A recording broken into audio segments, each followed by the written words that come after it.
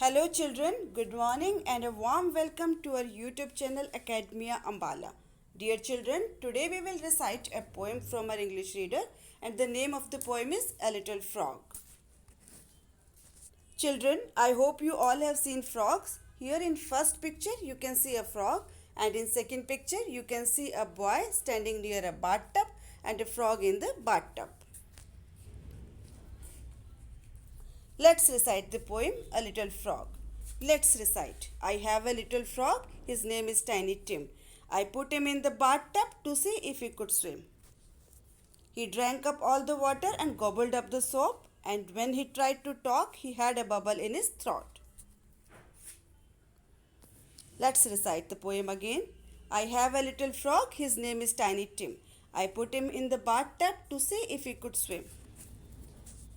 He drank up all the water and gobbled up the soap, and when he tried to talk, he had a bubble in his throat.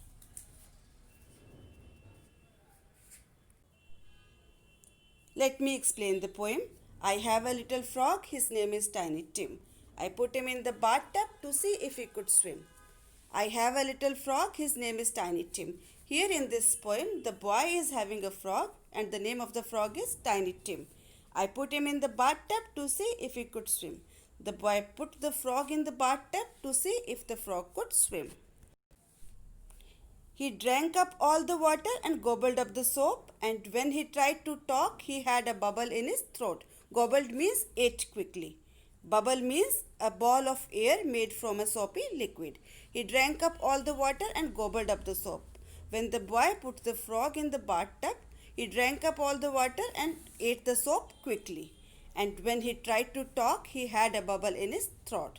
When the frog tried to talk, the frog had a bubble in his throat, and because of that bubble of the soapy liquid, he was not able to talk. Children, I hope you all enjoyed recitation and explanation of the poem. Thank you.